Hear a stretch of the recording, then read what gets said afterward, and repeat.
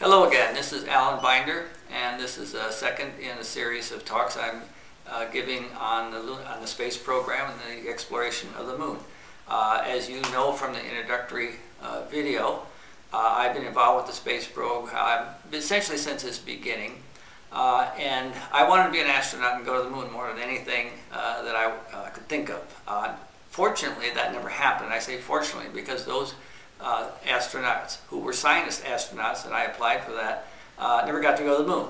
Most of them did nothing, so just wasted their time. However, what I'd like to talk about in this short video is the decay of NASA. NASA was born shortly after the space program began. In the early days, our space program was run by the military, and it was found very quickly to be very inefficient because the three agencies continually battled over who was going to do what and who would get the money. So NASA was created to put a continuity into the program, and President Kennedy announced that we were going to go to the moon by the end of the decade. And so NASA started out doing extremely well. The best and the brightest of our country, young people who were great engineers and great administrators, led NASA in those days, and we did exactly what Kennedy wanted us to do. We got to the moon in July of 1969, and we had several, 6 to be exact, successful lunar missions. Unfortunately, since this was a politically driven program and not scientific or engineering, as soon as the political goal was reached, people began to ask, well, why are we going back to the moon? We've done it, we beat the Russians, and that was the purpose. And NASA had no idea.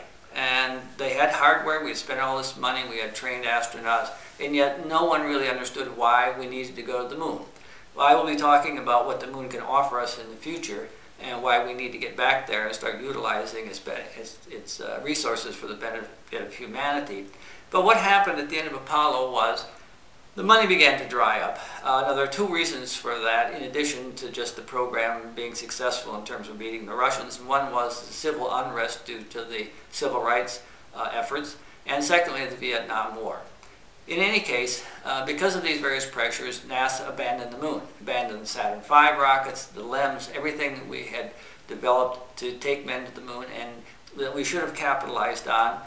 There was a proposed post-Apollo program which would have had a lunar base up by the end of the 70s, and of course that did not happen, and we threw all this away and are supposedly starting over again.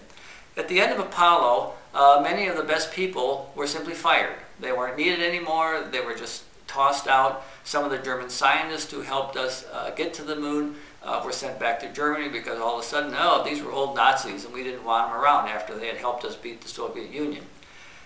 What happened was then that even some people who were not fired simply decided this is going nowhere and left.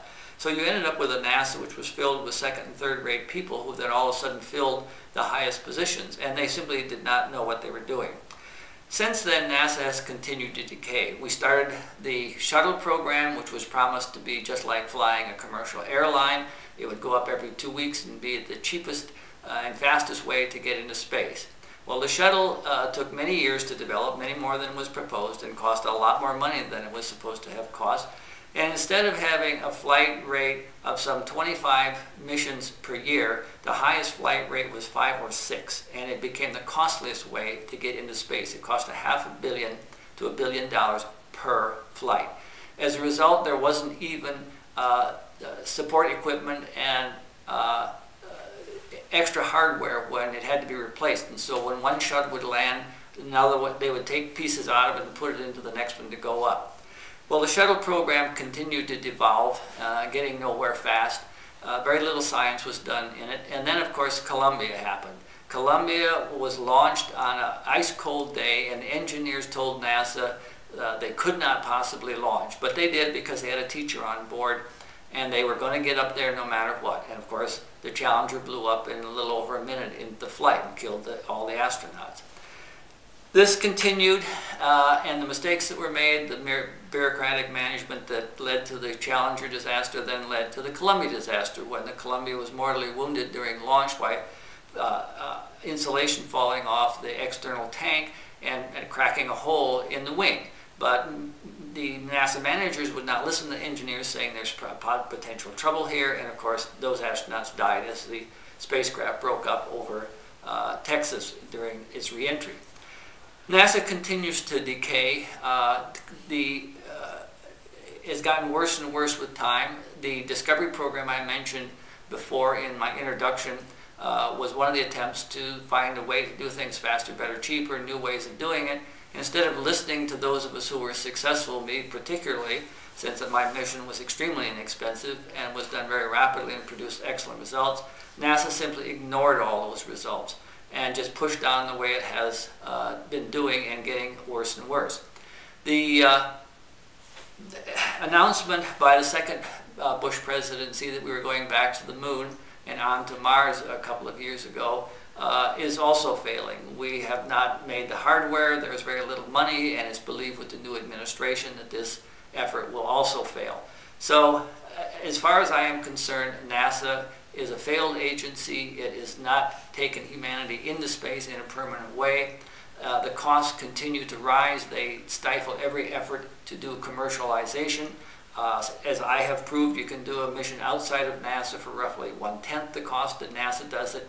There are several other examples of this where various companies have taken over certain aspects of the space program for NASA. The costs are always cut down to roughly 10 or 20% that of which NASA spends on the same amount of effort. So we need to reform the space program and have a very strong commercial aspect to it and get NASA out of the driver's seat. I will talk about this topic a little more in following videos, and I will also be talking about the moon and its utilization for humanity. Thanks for listening.